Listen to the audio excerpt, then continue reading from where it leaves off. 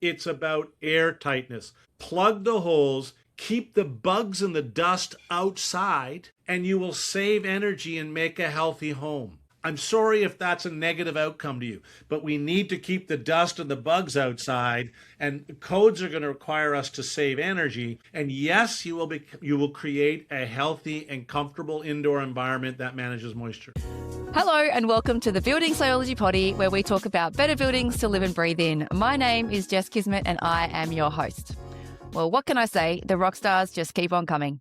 Joining us today is Dr. John Straube, one of the world's leading experts in building science, moisture physics and high-performance enclosure design. Dr. Straube is an associate professor at the University of Waterloo in both the Department of Civil and Environmental Engineering, as well as the School of Architecture. He is also a principal and senior building science specialist at RDH Building Science. He's written a bunch of excellent books, which will be linked in the show notes. And with his decades of testing, modelling and diagnosing complex building enclosure failures, have shaped modern construction practices across North America and beyond. Welcome, Dr. Straube. Glad to be here. Thanks for inviting me. It's really a pleasure and an honour to have you on the show. Really appreciate it. So, you are in Canada at the moment. That's where you live, right? Which part of Canada?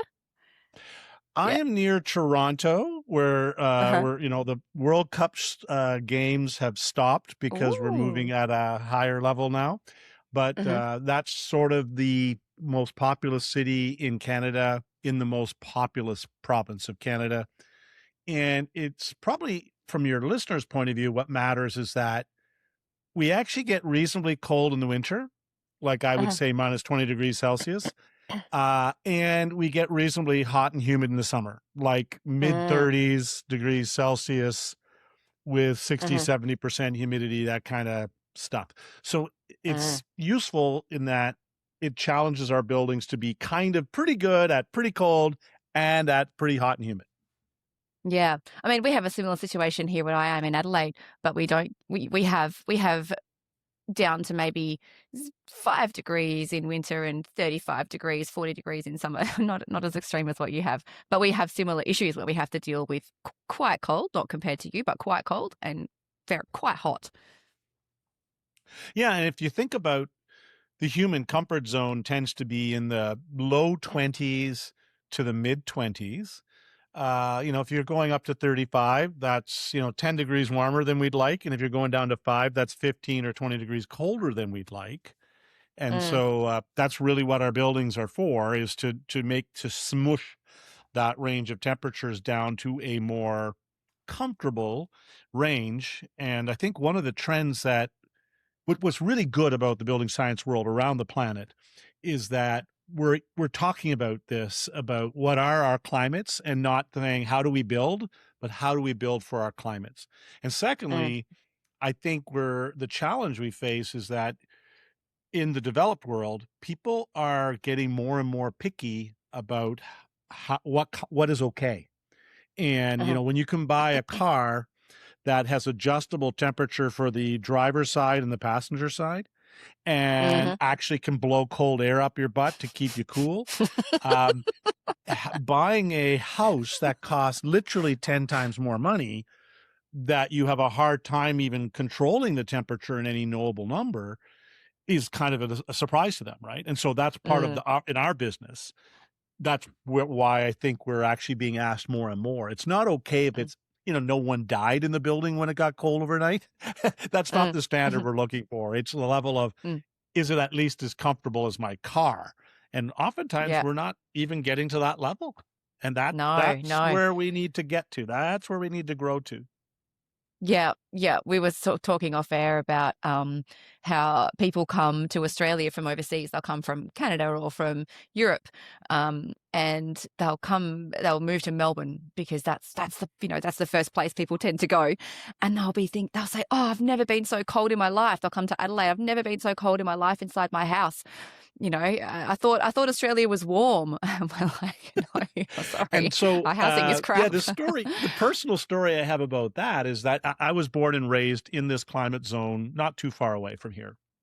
And my partner, Victoria, was born and raised in northern Alberta, where cold is minus 40 degrees Celsius. So it's, they actually really know what cold is. And we did a sabbatical quite a few years ago at the university in Berkeley, and Berkeley, California, which is the Bay Area. And so we moved to Berkeley, California in December 2008. And we had absolutely that experience. We rented a house, and after a month, it was like our routine was get up in the morning and leave the house to warm up in the sunshine. Because even though it was only getting down to like, say, 10 degrees, it was like 12 in the house. And so we literally had that experience of saying, we've never, my partner, Victoria, who comes from Edmonton, said, I've never been so cold as in this warm climate. And that, well, it's good to know. When you tell me the story, that's quite an analogy, and it's not a surprise. It's good to know that it happens why.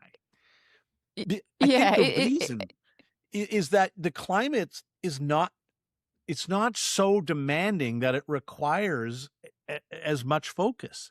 And so when I first started working in the Bay Area, I discovered, to me, it was like, that's why they wear fleeces, is because you could wear a fleece in the morning and be comfortable, and then you shed the fleece, and then in the afternoon you could get down to short sleeve shirts, and then at night you put some sort of scarf around your neck, and because the temperature range was narrow enough that you could ignore the building and you could just add a little bit to squeak yourself through.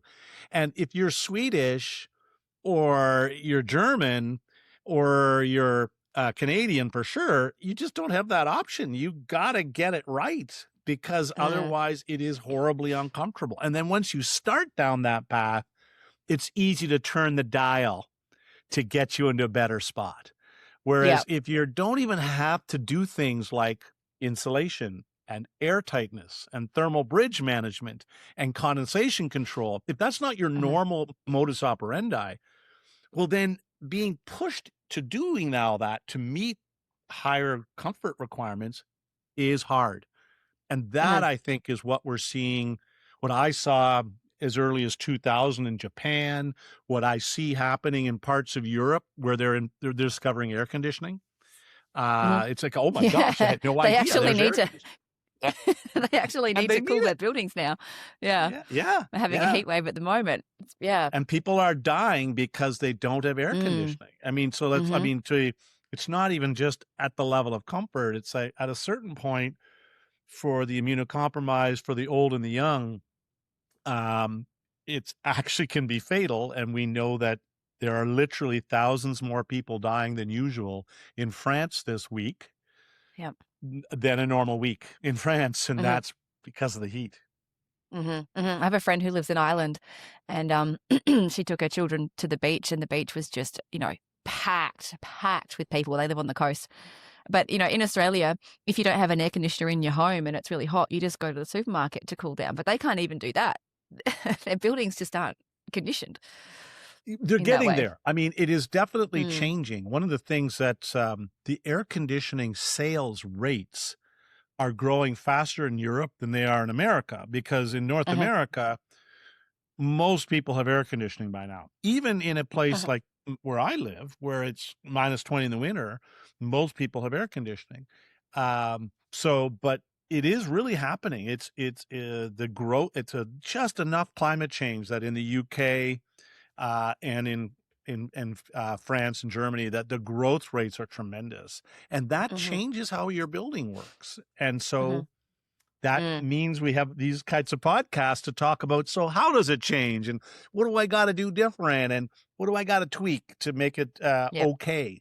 It's not just to buy a machine that goes whir and hope all is going to be well. It is often much more than that. That is a beautiful segue into my very first official question. So, what is we've talked about the context of the world in terms of our housing and how we treat it. In your opinion, what is the single biggest mistake that Australia could just kind of leapfrog right now? What could we completely skip if we knew what was? Well, the first response I'd have to that is I don't feel that I know enough about the details of Australian housing that that people should listen to what I say about this topic. However, what I have learned about Australian housing from one visit and a lot of interactions on various projects is that there really is a confusion between air tightness, air barriers, and vapor tightness and vapor barriers. And that usually isn't the most significant high-level national strategy thing, but it is a common problem on the job site. It's a common problem in the design office. And the problem can result in real moisture problems in buildings and disappointing performance. So it has meaningful results, and literally everybody down to the Sparky has to know, what do I mean by an air barrier and what do I mean by a vapor barrier? And I've seen this in multiple countries, and I see this in New Zealand. Although it's much better in New Zealand because of efforts made to educate. And I think that's why Australia can also get on top of this confusion quickly. Yeah, the company I work for, have you heard of ProClimate? Yes. The German company. The company I work for distributes ProClimate products throughout South Australia. So we do a lot of work educating builders and architects on detailing, the membranes, the air barriers, all the different layers in a wall assembly. So I agree with you. There is a huge confusion around not just the difference between an air barrier and a vapor barrier. There's a lot of different terminology. The membranes get called 15 different names, and they mean they're not the same. Yeah, it's such a complicated. You have no idea when you look at the two products next to each other how vastly different they can actually be. It's a Tower of Babel for our industry. Is these and I'm and it's not. I mean, membranes is where it's very real and very current, but it goes like throughout a lot of products in the building industry, and this sort of what the words are and what it actually works at. I really think there's a lot of value that began by an industry accepting terminology with really clear performance, like to say it does this, real good definitions. And things like we use words like sarking and noggings and underlayments, and then we move to water resistive barriers, and it's like it's not clear if you actually look at it. So what's the difference between sarking, underlayment, and building paper or a ProClimate product, right? And we say ProClimate here, but anyway. We say ProClimate. Yeah, I know. It threw me for a loop for a second. Anyway, so I think the language is a huge deal. It's not enough people give it the respect that's needed, because it really becomes a problem in builder asks for something, salesperson delivers something else, inspector is expecting something else, and designer is looking for something else. Right? I mean, and it's like they might even all agree because the words they're using mean different things. And that's why that language is such a critical aspect. Sorry, excuse me. This is a topic that really chokes me up too, Jess. So I just, it's truly emotional for me as well. And that's why I said I care. Oh, goodness me. We've already crossed over a couple of my questions. And I would like to drill down. So the difference between an air barrier and a vapor barrier, there's just in my experience, a lot of the industry doesn't know that there is a difference. As we've said, lots of different names, confusion about how they actually work. So could you explain for, a mostly Australian audience, what the difference is, please? Yeah. And actually I would even, the normal way to try and describe these is something a concept that I know you've raised in other podcasts about, the perfect wall, I'm putting air quotes on there for people who have audio only versions of this. And one of to me, the most important aspect of the perfect wall is that it clearly identifies the critical functions, the control functions of an enclosure. Many people, not wrongly, but they focus on the order of the layers. And that's actually not the only thing about the perfect wall that's important. In fact, I would argue that maybe the most important thing is that you know that there are these layers in an assembly for an enclosure that every system has to have. Whether it's a 400-year-old adobe building in New Mexico or a brand new estate home in Melbourne. And those control layers are in order of importance. First, job number 0 is structure, so it's got to stand up. And then control layer 1 is water. Number 2 is air. Number 3 is heat or thermal. And number 4 is vapor. And so these control layers, as a way, we describe them as control layers so that we can say they're not always just a thin thing and they're not always a product. But we should be able to identify on any assembly what is a water, what is the air, what is the thermal, what is the vapor. So you specifically were addressing what's the difference between water and air and vapor. And those are historically been the most confusing ones. And in a way, it's kind of ironic that they're confusing because let me explain. A air control layer controls the flow of air across it. And the vapor control layer controls the flow of vapor by diffusion across it. And the only thing that's often left out of that description is vapor control layers are vapor by diffusion, which is a specific scientific nerdy mechanism of water vapor transport. But many times almost all practical assemblies, it's controlling the airflow that provides the most benefit and is most necessary for successful performance. One of the reasons we want to control airflow is because air contains water vapor, but that doesn't make it a vapor control layer. Air also contains pollutants, also contains like dust and pollens and the exhaust from that idling FedEx truck outside the front door. It's the pesticides that they've just sprayed to keep the termites away from the perimeter of your building. So all of that's in the air, and we don't want that air to mingle into the air in the home that we've cleaned up and conditioned. Vapor is part of that story, but it's only one part of that story. Vapor control layers they're the simplest layer. They're a layer that just controls water vapor movement by diffusion, the movement of water vapor from more water vapor to less. And that's the problem here, is that vapor is in air. And so people get easily confused by the air control layer and the vapor control layer.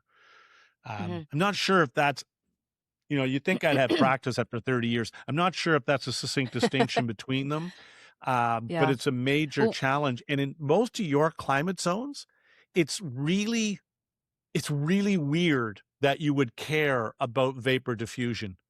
If 5 degrees is a cold night, like vapor diffusion is not something you need to worry about. But if it's 35, you do care about air. We have had most of our vapor diffusion issues are obviously in the colder climates. And we have had some research at the University of Tasmania that have shown, the reason our building code changed a few years ago. Our building code changed in 2019 from being able to use vapor barriers in our wall assemblies on the outside of the structure to vapor permeable. So all of our cold climates, and I'm using inverted commas for anyone who's not not watching the video, they're cold to us. You can't use. So we have 4 classes. I'll give you a quick Australian context. We have 4 classes of membrane. 1, 2, 3, 4. 1 and 2 are vapor barriers, 3 and 4 are vapor permeable. So you can only use the class 3 and 4 depending on your climate zone. In the cooler climates, you can't use a vapor barrier product. You're saying you can only use them on the outside. What about on the inside? On the inside, there's no requirement. We do have a Proclaimer have a vapor control layer that's used on the inside of some projects. Not all builders use that product. That is considered a high performance building product here in Australia. The builder I work for uses it fairly regularly. Builders in this pocket use it semi-regularly, or at least are aware of it. But yeah, it's not a commonly used product in Australia. And so I think actually you're highlighting also one of the concerns with a vapor control layer is that we'd come in North America, and I mean by North America, I mean Canada and the northern U.S. states, had come to the conclusion somewhere in the 80s or 90s, when in doubt, leave it out. was what the sort of the tagline for vapor barriers. And one of the things is that we had always had a tradition of the only place you would ever conceive of using a vapor diffusion control layer would be on the inside. I mean, like, duh, you wouldn't put it outside of the insulation. But what you're describing is that people were actually putting vapor diffusion resistant layers on the outside. And that's where, well, wait a second, that's a bit weird, and you got to be careful about that, even again, when you're at. So the question is, if you use a vapor diffusion resisting layer, you have to give it some serious thought everywhere in Australia and beyond. But I'm just saying, because of Australia. And when I say vapor diffusion resistant layer, I'm being quite clear in that, for example, let's say you were to use corrugated steel, pre-painted corrugated steel as your cladding system. Right? I mean, you use that, right? Sure. All the time. Is that a vapor diffusion resistant layer? Well, by golly, it's about as good as it gets. So, okay, if you put that on the outside, you now say you now need to have a response in a climate where it gets below, I would argue below 12 degrees, maybe. Yeah. Something like that, 12 degrees Celsius, somewhere between 12. You'd be going, oh, you're using a piece of steel on the outside, eh? Now, only in Canada would you say but anyway. So that we say that here. Do you? Okay, oh, gosh, you're closer and closer all the time. So we would, now what do we normally do when we use steel on the outside as cladding? Well, we provide an air gap that we ventilate as one of our solutions. Anytime you let air flow around a vapor diffusion resistant layer, you bypass its vapor diffusion resistance by using airflow. And it's like you just sort of negate its performance. You blow air around it. And that's why we ventilate many roofs. That's why we would ventilate behind metal cladding. That's why we would even ventilate behind some sorts of polymer claddings, etc. Any vapor diffusion control layers, vapor diffusion resistance can be offset by allowing air to flow around it. I need to ask you more about that. So in Australia, we've just introduced in the 2025 building code, which is being introduced in different states at different times, and everyone's confused. However, there is ventilated air cavities has been used by, again, builders in this space for years, but it's being introduced now into the building code, as is the vapor permeable layer on the outside of the frame in cold climates. I just need to clarify what you just said. Are you saying that if we use a vapor permeable layer on the outside, because these vapor permeable layers for us, like the Proclaimer system, is and other brands as well, are a air barrier and a vapor control layer as well. They're air and vapor control.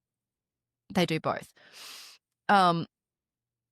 So are you saying that if we put a ventilated air cavity next to a vapor permeable product, a vapor permeable membrane, we're negating the vapor diffusion properties of it? No, I'm saying if you have a vapor impermeable, a non-vapor permeable product, you like a piece of sheet metal or glass or even glazed terracotta tile, if you allow air to flow around it, you bypass the vapor resistance. Got If it. you use a vapor permeable layer, then it's vapor permeable, so it's not a problem. Well, that's why I was confused. I know, That's to make sure. Wait a minute, are we stuffing this up here?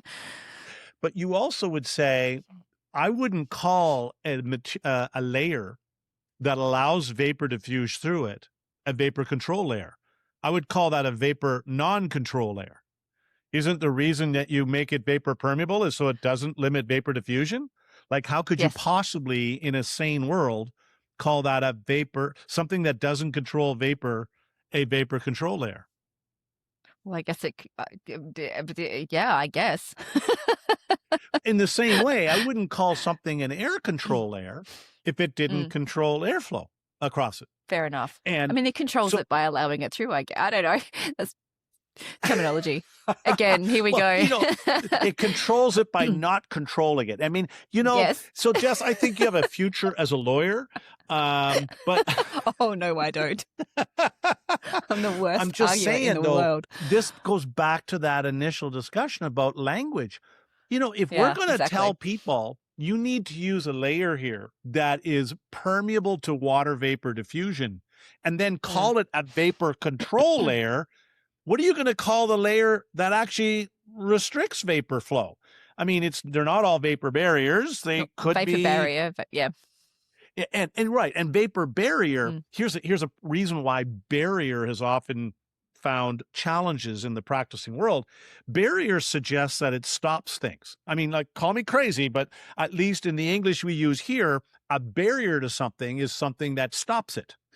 And so if you call something a vapor barrier, but it still allows some vapor through, well, that's not, you could call it a crappy vapor barrier, a not very good vapor barrier, but you wouldn't be right to call it a vapor barrier. When I use the example of steel or aluminum foil or glass, those are vapor barriers because they literally allow de nada, which is Spanish for nothing. It's time for a quick sponsor shout out. Today's episode of the Building Sciology Potty is proudly brought to you by our amazing sponsors, Enduro Builders and Climasure. A huge thank you to these incredible businesses for supporting the podcast and helping us spread the word about better buildings to live and breathe in. Your support makes this podcast possible. Please head over to their websites and follow their social pages. True. And so those are real vapor barriers. But if I were to use many of the membranes that are not metallized on the marketplace, they will all allow some vapor through. And you can argue, is it really a vapor barrier? And so it becomes an arbitrary scientific line that we draw by consensus committee about what is a vapor barrier. And, the numbers have changed historically over time, and they have changed. They, to this day, are different in Italy than Sweden than Japan. But they're all small numbers. Let's put that clear. A vapor barrier is always a small number. But I didn't realize that you were actually using the term vapor control layer for something that allows water vapor through it. That's gobsmacking to me. And that's just, you're asking for confusion. Yeah. Okay. All right. Note to self, note to industry. Everyone out there, you invited me, Jess. I didn't ask to be on this show. I'm sorry. We want the info. Okay. All right. Now, I want to go back to something else you said before as well about the control layers and the 4 of them and how there's different, they're in different orders. So you've said water, air, heat, and then vapor. In Australia, we say water, air, vapor, then heat. We put heat last because heat sort of becomes, once you control those other 3 things, all of those unintended consequences of putting in insulation start to dissipate. So is that the order that you would say? Thermal control before vapor control? I'm putting them in the preferred order that I gave for some, and it's not always the best order. It is the preferred order for most assemblies to avoid problems and deliver performance. And vapor control layers are the least impactful to performance. Like, you only need to even think about vapor diffusion properties of materials once you've installed insulation. If you haven't installed insulation, who gives a crap? I mean, go look at any building in Australia that's over 100 years old and go find the vapor control layer. Well, they didn't have any. They didn't need any. The whole concept of vapor barriers, not vapor control layers, which seems to be an Australian invention, but vapor barriers was because we invented thermal insulation that was really lightweight and really open to water vapor diffusion. If you don't need to worry about vapor control layers if you're using foam insulations of any type, if you're using adobe, if you're using masonry, if you're using wood, you need to only think about it when you're using lightweight, fibrous, highly vapor open insulating materials. That's the only time when you need to care about vapor control layers. And that the previous 5,000 years of experience building buildings did not use highly vapor permeable insulations, and therefore they didn't have to think about this whole vapor control layer thing. But we do. And now that's the only time we need to think about it.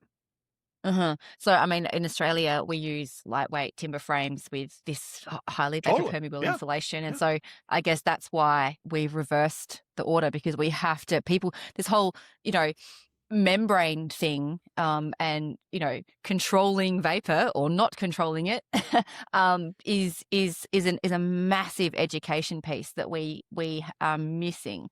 So I guess that's why we put it first. But we went through the exact same history as Australia. As I'm sure all your audience is aware, our home building tradition is wood frame. It's very similar to yours. We don't use dwangs. We just call them different weird ass names depending where you are in the country. Noggins, for those listening. Noggins. We don't ever use that. But anyway, but the framing is very similar and a lot of the same rules. The difference is we began putting light and fluffy insulation between the studs 100 years ago. Right? So we were advertising. We started doing that maybe 15 years ago, 20. And so it became, but it was not the norm. It was not the norm until, and even depending where you are, post-World War II, it became a thing people would regularly talk about, but not always do, except in the coldest of climates. And in the coldest of climates, it was not a dominant thing to do until the 60s, which is admittedly over 50 years ago. So we went through a long transition of wood timber frame, pitched ventilated roofs, no insulation, and then we started insulating roofs first, then we insulated walls. But that doesn't change the vapor control layer importance. In fact, what all of that taught us was that you can get away with you can build a lot of insulation in some pretty brutal climates without ever thinking about vapor control layers. And that we have living proof of literally millions of buildings. So only when the temperature differences get large, when the insulation levels get high, and when the interior cold weather comfort increases humidity, do we actually need to even do anything about them? The history of vapor control layers in North America, which a colleague of mine, Bill Rose, University of Illinois, wrote a book on this. The history was Bill Rose from University of Illinois. He's retired now. He wrote a book called Water in Buildings. He was always the historical conscience of building science conferences in the 90s and into the 2000s.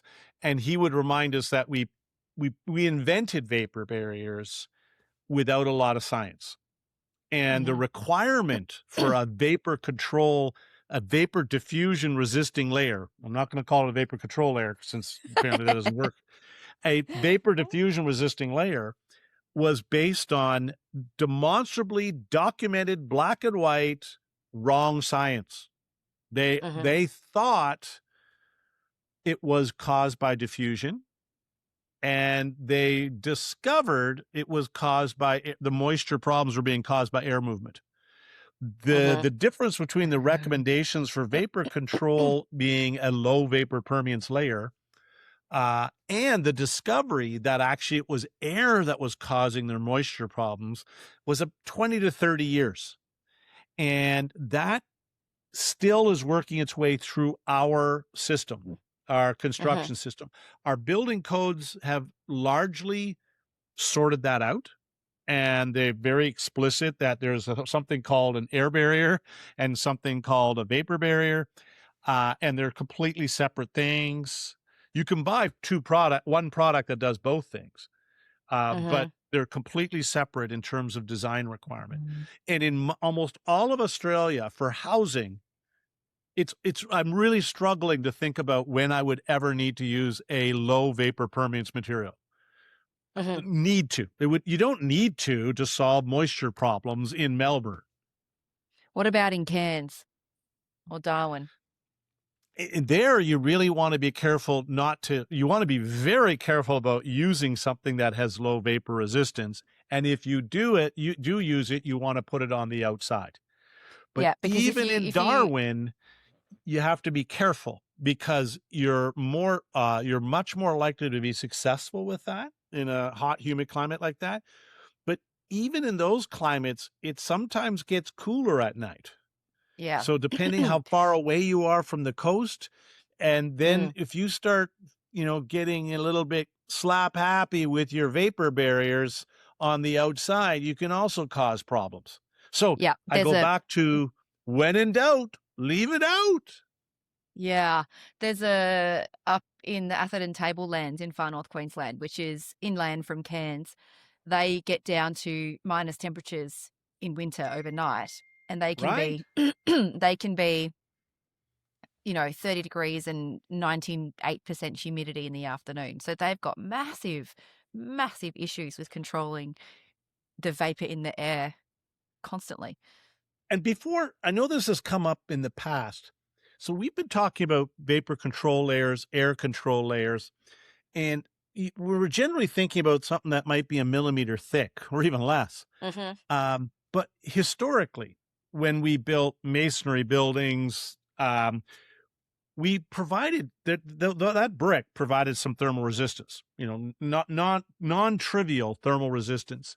And there was never a need to control vapor diffusion because the material itself had built-in vapor diffusion resistance. And the modern equivalent of that would be foam insulation. Not all, but most foam, polyurethanes, polyisocyanurates, phenolics, etc., are all sufficiently closed cell that they have built-in resistance to vapor flow and resistance to heat flow. And as a consequence, you don't need a vapor barrier. And in Cairns or in Melbourne or on the mountain in the top of Tasmania. What about the gaps? We get a little bit, particularly in retrofit situations, we get very explicit about making sure that all of the joins are taped because, yes, the product itself is vapor resistant, but what about really the gap? So now we're getting into the question of, if you're trying to manage vapor diffusion, how important is it to avoid holes and cracks and rips and tears? But in your advice that you're giving, 100%, not because of vapor diffusion, though. I'm trying to stop air from flowing through, not trying to stop vapor diffusing. Well, air carries vapor, right? Yeah. Oh, it does, but it doesn't matter about the material properties. That's why it's a vapor. It's not a vapor control layer. It's an airflow problem. A crack allows airflow. You don't have to ask what his vapor permeance is. You have to say, find the holes and plug them. Now, but even if you were to seal those joints between, say, foam boards with something that stops air, but doesn't stop vapor diffusion, you have a minuscule chance of a problem in extreme climates. Not impossible, but the key here, though, is stop the air. And Mm-hmm. the concern about when we start talking about vapor diffusion resistance, job site people, the trades installing the product, the supervisor looking over the site, the inspector, everybody thinks they've solved the problem by specifying a vapor resistant product. Or, yeah, tape all the cracks. That's good. We'll solve that. But that's not good enough for air. For air, it's not about the product. It's about making sure that you have proper installation so there are no cracks, openings, and penetrations. And that is why it's so critical to distinguish that the reason we want to tape the joints in that foam is to stop the air, not to stop vapor diffusion. We're trying to stop air convection. This is getting onto dew point conversations and all sorts of things, which I definitely want to get to. I think I'm going to go back to the tropics again for a second. In far north Queensland and Darwin and those, and Broome and all those hot, humid climates in Australia up north, they have very open housing. They have a lot of louvered windows. They have a lot of ceiling fans. They have a lot of, open doors and a lot of air movement because obviously it's very humid, but they also have conditioned buildings. And they also have, cool conditioned spaces in their buildings. My question is, controlling air up there seems to be absolutely crucial, but they don't want to control air. They want to have it free moving. So in a hot, humid climate, what is your advice for making sure that the mold growth and comfort, like mold growth is minimized and comfort is maximized? We haven't even discussed health yet, but nevertheless, the mold part is part of that, right? That's the why behind everything we're doing, right? Well, maybe what you're doing, but a lot of times, a lot of the reason we're doing it is to meet the construction deadline.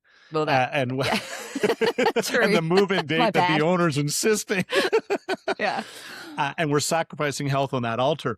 But here's a really, this is why I want to be quite careful in answering this, because in many places which have hot, humid weather, like Darwin, let me just say, in the United States, they're not opening the windows and the doors and using louvered openings to let the air flow through. They're using mechanical space conditioning to keep the relative humidity in the space low. They do that too. And reducing the temperature somewhat. And in the really, really hot parts of the year, the houses are completely closed up. The air conditioning is pumped and the CO2 is at 2,000, 3,000 parts per million. You know? But the first two parts you definitely can do, and that's because you do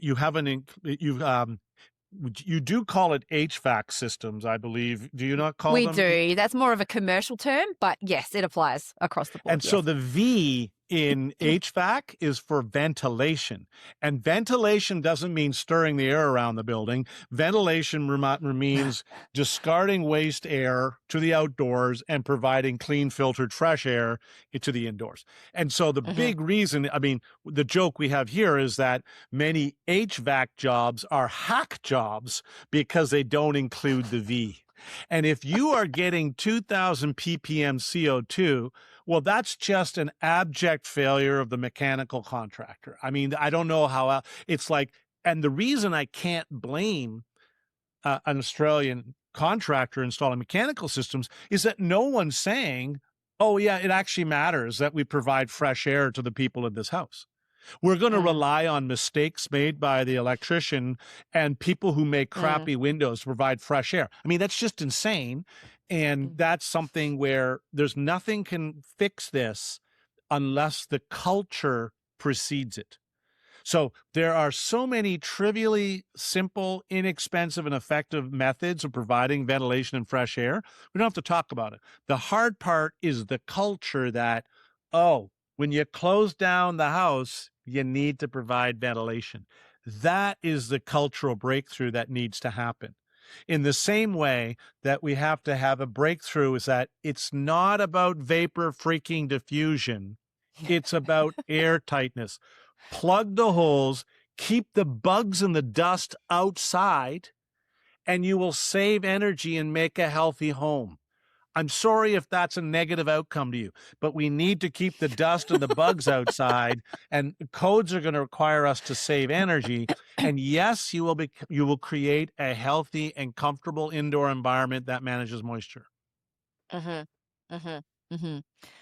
So people up in far north Queensland and Darwin, listen up. Keep the air outside. Well, here's the challenge though, Jess, is that you're in a transition period about, well, what do you do when we haven't entered the lockdown the house mode? And this is the thing, you're even 35 years ago, I don't know why I chose 35, even 40, 50 years ago, you wouldn't be doing that in houses. The option was it's open or it's not there. So what's happened is we've created a new option, which, is sort of, you can look at modern as a negative or a positive here, but it's a new option where you can control the interior environment. And that is, by the way, the option that historically people have tended to choose when given that option. And so that's why we now have a discussion about choice. This is not something that people in southern Florida discuss anymore. It's clear we're going to have an airtight building that's well insulated, and we're going to use mechanical systems to control the temperature and the humidity. And then they try to do it without ventilation, and then they realize that people got sick and bled from their ears, et cetera. And so then now they have ventilation as well. That doesn't sound good. That's the pathway. The question is, when, how can we revert to this open building opportunity? So you might be okay. It's 27 degrees, 65% relative humidity. You can open the windows and doors. You're not going to get mold unless you do something now. Now you run the air conditioner while you leave the windows and doors open. And now that 27-degree air with 65% humidity is going to condense all over refrigerated components, often hidden inside of hollow spaces in your building, which are usefully lined with either wood or paper, right? Because the paper is there for the young and weak mold, so they can get a start, and then the wood is there to meet the appetite of the aggressive growing mold. So you got to be incredibly careful about when you do the switch over from the open home to the controlled home. And people get into trouble when they try and do both. And that, of course, is also terrible for the environment and the climate. And they also get into trouble as we learn the cultural ways of operating homes. When is it okay to switch? When can I open the windows? Usually, you can come up with simple rules for a climate, but again, it's back to being aware that there are choices to be made, and it's no longer your grandparents' home. We're now going to be, we're expecting more. And so we have to operate the homes differently.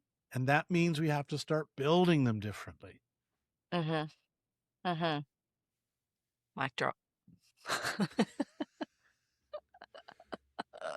But you mentioned mold, but it's interesting that there are lots of complaints in hot, humid climates about modern living. For example, corrosion in the electronics of your TV. It's like, this is not an uncommon problem. And it's like, well, yeah, like you shouldn't be using it outdoors. Well, I'm not using it outdoors. I just open the windows in my house. And say, yeah, well, guess what? That has the same effect. And so often that can become a problem sooner and is harder to solve than the mold problem. The mold problem is solved historically by using ceramic tiles, plastered with integral color walls, tropical hardwood for all of your trim, having no small enclosed closets. Everything has to be a ventilated wardrobe. We know how to do this stuff, but when people say, "Yeah, but I want painted drywall with my Apple TV streaming Netflix," it's like, well, shit, you can't do that if you actually live outdoors. So make a choice. Just saying. I was up in all of this stuff is so, I was up in Cairns recently and we went into an Airbnb that my friend was staying in, and they actually, like, the housing that they have, the way things are built is like you have to they leave the door open a crack, they leave the cupboards open a crack, because these places can't be left closed up, otherwise they just they start to crawl with growth. And the people who have documented this the best, although it's hard for you to find this information, are hotel chains. So when a hotel chain like, say, Holiday Inn or Marriott moves into the Gulf of Mexico or the Caribbean, they have to change the designs of their hotels, and all of the closet doors go away. Like, you just can't have a closet, otherwise it's going to grow mold. Now, we've told them how they can do that, and that is you actually need to have mechanical conditioning that runs not on the key card entering the room. It has to run all the time. And what they do is they, to save energy, they turn the air conditioner off when a person checks out, and then the next day the temperature and the humidity in that suite is way through the roof, and it grows mold. So you either got to run it or you don't run it, and if you don't want to run it, you got to stop building things out of paper and mold food and expecting that they won't eat it. So you have to revert to the Caribbean island traditional materials and systems. Yeah. So there's actually more to this story. I mean, I can go on and on about hotels in the Caribbean, but it's this same problem of being caught in the shift between, we used to do it with open, well-ventilated spaces. We lived with what we got in the outdoor air, and we used materials that could tolerate it. And now we want to do better than that, and we want to put materials in our buildings that are different than that. And this is where we end up with a clash. And 100%. It usually takes at least 2 human generations to sort this out. That's like 40 to 50 years. Even though I believe we have the knowledge documented to make us get there immediately, it's just so hard. Change is hard. Yeah, I know.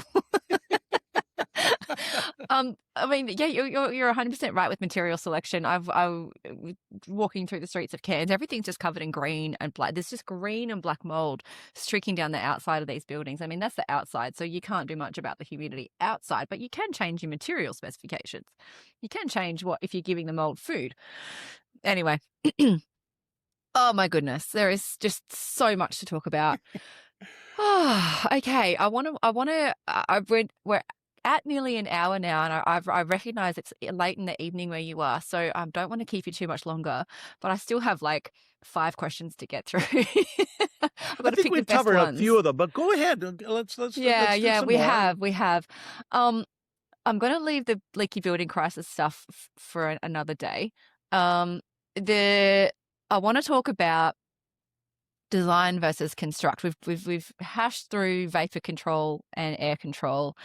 Now I want to just change tact a little bit and talk about design versus construct, because in Australia we are a little bit down on the trades right now. We're like, you've got to communicate with your trades, because the buck stops with them. If they don't know what's going on, the whole building can just fail. So what are your thoughts on workmanship and the biggest contributing factor to building failures internationally? Because we will do red pen tests and air barrier schematics and all sorts of things for the trades, but where do you think, is it design or is it construct where the biggest issues happen? Well, first of all, I think it should be pretty clear that both have to be there, right? And you're asking who is maybe not doing as good a job, and whose fault is it, John? Tell me. and that's why it's pretty obvious, I would hope, to anybody in the industry, that you're going to find all kinds of examples of bad workmanship, and you're going to find all kinds of examples of bad design. And the question is, Well, you're asking, okay, I want to know whose fault it is, Jess. Again, you should be a lawyer. This is back to you again, being a lawyer. Really, So I'd be a terrible lawyer. In a lot of the commercial world, institutional commercial, I actually put most of the blame on the designers. And that's partly because I is one. And I have expectations. So that doesn't mean that when we go to the job site that there aren't failures because someone didn't attach X to Y. But a lot of times you ask, why was that X to Y not connected? And it's because, well, the design made it practically impossible to do so. The design did not realize how, well, guess the walls are not straight up and down and floors are not flat. The only place where things are plumb, flat, and level is in Revit. In the real world, everything has bumps. It's got something that a lot of product manufacturers haven't learned yet is that they could actually be like dusty.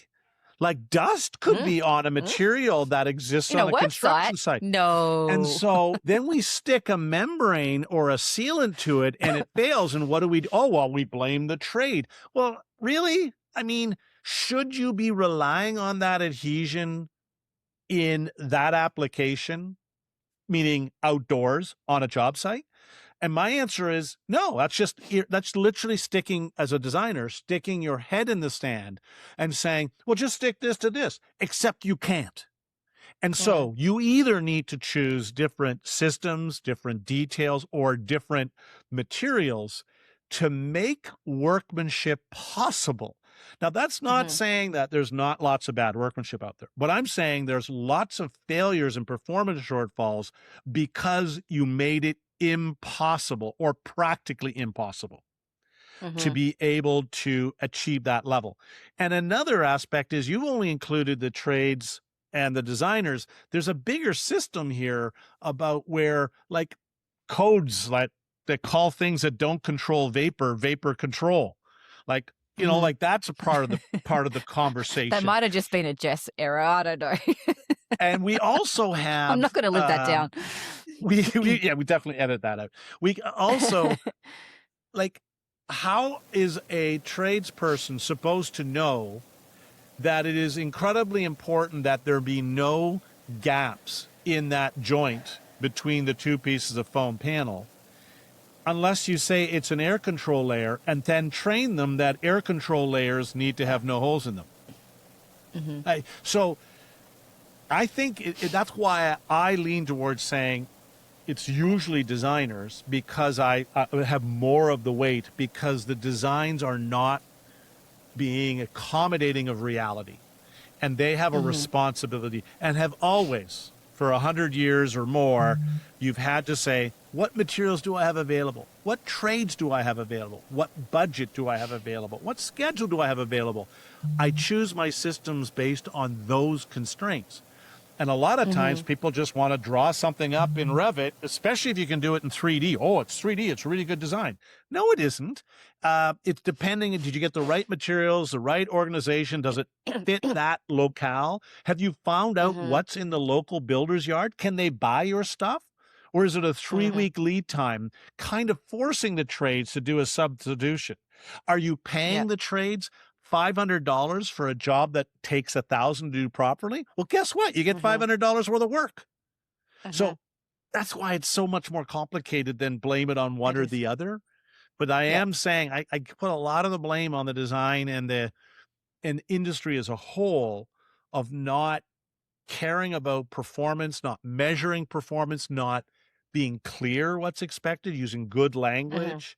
That's a big part of it. We try to encourage builders and architects and designers to work together closely from concept. You know, that we try to encourage that relationship. If you're an architect, find yourself a preferred builder. If you're a builder, find yourself an architect, because then you can nut out problems on paper before you get to site. And I'm sure, I mean, that is generally advice I've heard everywhere, but it is often put at risk by money. So Yes, then the 100%. owner wants 3 Yeah. bids. Oh, Yeah. I see. So you want the good person, the uninformed person, and the bad person, because that usually goes high, medium, and low price. And so, like, why are we doing those 3? Oh, you want the bad person. Well, then why didn't you tell me that? But what that also means, if you're a designer, is that we actually spend far too much time documenting, designing fine details because we're trying to communicate things that we're not able to communicate at the right time and place. We actually can't talk to the builder about, how are we going to deal with that tough detail there, right? Because in the contractual system that most people set up is that it has to all be nailed down and buttoned down perfectly before you bid the job. And that actually rails against the natural, and what I believe is the most effective way, which is the designer and the owner are speaking to the contractor about, okay, how do I get this done? You know what? How do we do this? What are your ideas, right? But no, and a lot of times because of contractual things, we have to be so specific about every little detail, because once this contract's signed, we apparently have no control anymore. And so it really, you get very fundamentally different qualities of design and construction depending on how that relationship works. It absolutely still is the case that owners are saying, I want this contractor, I want this designer, and we're going to work as a team. Like, that's the best buildings in my career have been when we've had that, where it's people who all kind of understand the goal. Each of them have their own little, maybe priorities, but we're talking and able to be flexible, and it's not all based on whether I have a change order. And some of the worst jobs are the ones with the most high performance architects and contractors who are so bound by their contractual terms that the contractor completely on time, on budget, delivers a completely bad building. That's what it said I should do, and I can do it. That's how much a professional I am. Yeah. Brilliant. Sounds like a solution. Okay. All right. I want to get to wood fiber. You've mentioned to me previously that wood fiber, it's a great material, but you have to use it properly because it can go moldy. It's a natural product, right? Wood fiber is having a bit of a moment in Australia. So I'd love to cover this before we wrap up. Sure. What do we need to do to use wood fiber safely? Don't get it too wet for too long while it's warm. Okay. I mean, it's really, but that's simple. And now the question is, how do we achieve that? So one of the things that I say, what you should be worried about is that let's use some wood fiber on the outside of our timber frame behind a brick veneer. I mean, that's just stupid, because the brick veneer is going to get rained on and absorbing water, and the humidity behind it will be, relative humidity will be over 80% for, depending on the climate, 3 to 12 months a year. And if you put brick, air gap, wood fiber, well, you're just asking for trouble. So it's going to absorb moisture, it's going to grow mold, and it just depends on how much time. So, excuse me. So we don't tend to put wood fiber. I mean, external insulation in Australia is still, not really done. But the wood fiber and, different types of rigid external insulation is starting to be used. Where? So where normally, like, how do you use rigid wood fiber? That you don't try and put it between the studs, do you? No, we don't do that. We do. There are some bats. That's Straube. Bats is different. They use Straube have a bat, and that can be used inside the bays. But generally, it's a rigid wood fiber on the outside. So I have one client who used wood fiber on the outside of her timber stud, and I think they're putting like a fiber cement sheet on the outside of that. So would you? I mean, we're talking about drained and vented cavities, etc. Is it okay to, because wood fiber is it's not hydrophobic. Stop it. It allows Yeah, and it allows water to drain through it though, right? So it will drain water safely, or will it? Like, can Will you it? put I a mean, can you you put a should just cladding get one of directly on those. it? Buy a little sample and set it into a container in your kitchen, and It'll absorb come it, back right? in a week and find out whether it's safely been able to deal with that water. Okay, maybe I That's the will. problem. It won't. And Yeah. so Okay. Right. so you have to be in the situation, fiber cement, wood fiber on the outside of wood Yeah. A stud. timber framing. Usually with the membrane. So it would go insulated stud, vapor permeable membrane, wood fiber, maybe a batten, and then cladding. So there could be an air gap in front of that wood fiber as well. So first of all, the ventilated air gap is critical in these applications if you have any kind of moisture at all. Now, maybe if you're in Alice Springs, it doesn't matter. If it never rains, you can do whatever you like. But if you're in a place where you're getting, 600 millimeters a year of rainfall, okay, now you have to do something like ventilation. And if you're in an area where you're getting 800 to 1,000 millimeters of rain, then you want to put a water control layer on the outside of that wood fiber, in addition to the water, air, vapor, not control layer you were using. So you would put so you would put that membrane on the outside of the wood fiber. Well, I would prefer to leave your Proclima type membrane on the inside of the wood fiber board, on the outside of the timber framing, because that's the best place to put it for long-term performance and durability. However, I want to provide some additional rain protection of the wood fiber board. And so we often use like really inexpensive building paper.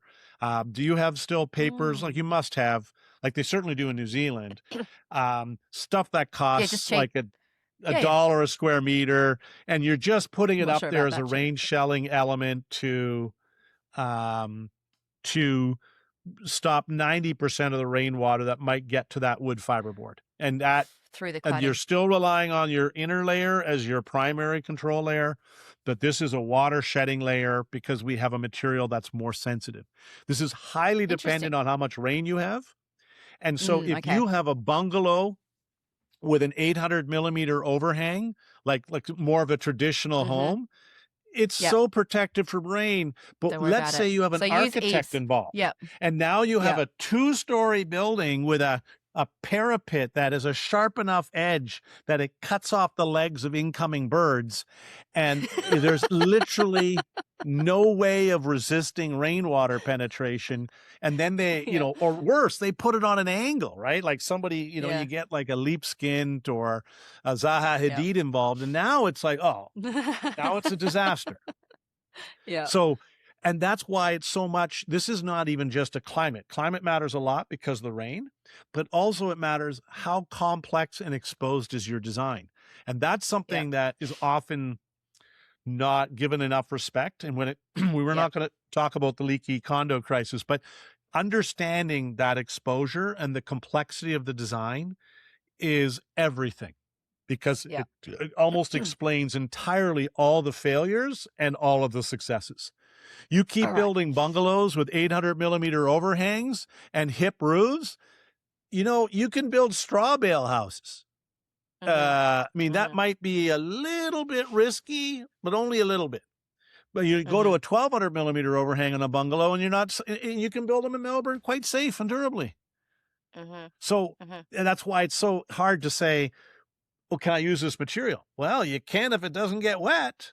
If it doesn't get wet, it depends. Too much. It can get wet for a week. But it has to be able to dry. As long as it dries out again, we're good, right? But if it gets too wet for too long when it's warm, and the warm means like 5 degrees means that even mold wants to go on holiday.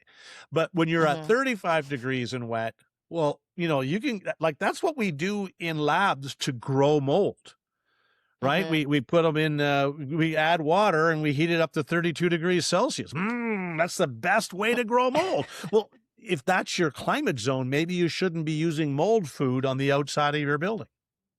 Yep. So double membrane layer system for wood fiber if it's going to be exposed to water. And But I even think you should if there's be the cladding you shouldn't rely on, right? You don't rely on the cladding. Right. Yeah. And it'll depend a bit on the cladding. Like some of these cladding Yeah. systems are open jointed, and then some buildings are highly exposed and some aren't. So that's why there's a bit of a judgment call. And I wouldn't focus so much on calling them membranes because I know that's the product, but the product is providing air tightness, water tightness, and not vapor tightness. That layer is behind the wood fiber, and the layer on the front, maybe it's a membrane, whatever you want to call it, but it's a water shedding layer. It is enhancing the resistance to liquid rainwater. That's why we're putting it there. And the ventilation is there to deal with moisture that is stored in materials and stored in gaps. Yep. Okay. All right. We aren't going to cover the leaky building crisis today, but for the listener, go and have a look, go and Google leaky building crisis in New Zealand, go and Google leaky condo crisis in Canada, clue yourself up as to why that happened. And it's significant issues that have happened internationally over the years that we can avoid in Australia if we know what caused it. So go have a look. I'll put some links in the show notes for some interesting resources. All right, Dr. Straube, the last question is the same question I ask everybody on this show. I try to get out the really important. I mean, we've covered so much today, but I try and get out like the really key things for each person. What is the one most important thing you've learned in your career that you would want the listener to know? Oh my gosh, the one most important thing I've learned, there's so many ways I could answer that. Like it's about the people would be one way to answer that. But paying attention to all the details, everything so you can't just think about the materials, the products. You can't think about the design. You got to think about how they build it. You can't just think about how to build it. You have to think how you're going to maintain and repair it. You can't just think about maintain and repair it. You got to think how are people going to live in it and how are we going to demolish it and how is it going to be recycled. So, and once you are aware of there's just so much, you'll never stop being curious about learning the next thing because there's so much. Buildings are everywhere and really important and complicated. And you got to spend a lot of time paying attention. Don't fall into ruts and think we've got it figured out. If you got it figured out, it's only because you don't know. And the information is out there. All right. This has been excellent. Thank you so much for spending your evening with me. I really, really appreciate it. And thank you again. Yeah, that was a pleasure. I mean, love talking about these topics. It's kind of what I do. Yeah. I know. We're weirdos, aren't we? We are. All right. Thank you, Dr. Straube. It's been a pleasure. Thank you so much. I'm sure we'll chat again. Bye-bye. I love that. Bye. That is all for today. Thanks so much for tuning in. There will be another episode in a fortnight, so if you would like to listen into the types of conversations that I have all the time, please subscribe on your chosen platform. Rate the show, leave a comment, whatever you like, share with your friends and family. I'd love for you to spread the word about the Building Sciology Potty. There's a link in the episode description where you can head to a landing page, and there are some show notes there with relevant links and a full transcript of the show as well, and also links to my socials. So if you're not already, I'd love for you to follow along there too, as I share lots of building science and building biology tips. Thanks again. I'll be back in 2 weeks, so until then, happy healthy building.